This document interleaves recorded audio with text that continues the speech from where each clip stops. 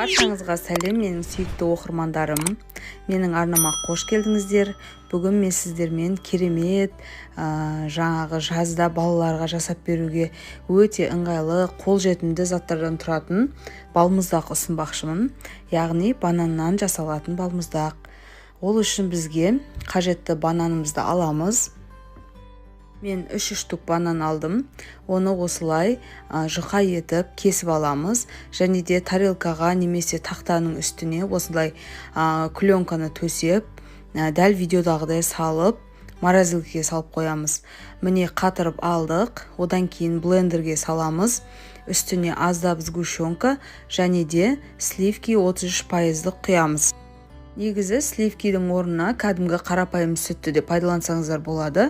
Бірақ сливкиді қоссаңыздар, мороженое өте майлы, дәмді болып шығады. Міне осылай жақсылап блендерде езіп аламыз. Көріп тұрғандарыңыздай өте қою, әдемі болып шықты. Балаларға дәл осы күйінше мұздатқышқа қатырмай-ақ бере берсеңіздер де болады. Балаларға өте әдемі, қызықты және де шынайы балмұздақ секілді көріну үшін осындай эскимоға арналған жаңағы формаларды алып, ішіне таяқшаларды кигізіп, балмұздағымызды осылай салып шығамыз. Содан соң беті тегіс болу үшін осылай аздап қағамыз. Және де астына осылай тақтайды қойып, мұздатқышқа саламыз. Достар, менің арнамның дамуына өз үлестеріңізді қосқыларыңыз келсе, міндетті түрде подписаться дегенді басып, жазылып қойыңыздар арнаға. Одан кейін поделиться дегенді басып, достарыңызбен бөлісуді ұмытпаңыздар. Ары қарай балмұздағымды осындай шоколадты глазурмен әсемдегім келіп тұр. Енді формасынан балмұздағымызды шығарып аламыз. Енді шоколадты глазурға жартылай батырып аламыз. Және де тақтайдың үстіне осындай пергамент қағазын төседім.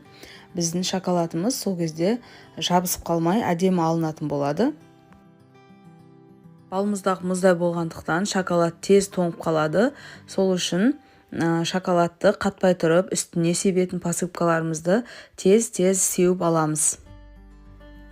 Міне біздің балмұздағымыз дайын болды. Өте әдемі болып шықты. Қыздарым уже сұрап жатыр жегілері келіп. Себебі шынымен де тәбетті ашады. Енді балмұздағымызды пергамент қағазынан босатып, арнайы тарелкаға салып, балаларға немесе қонақтарға ұсына берсек болады. Осындай болып шықты. Видеоны соңына дейін қарағандарыңызға рахмет.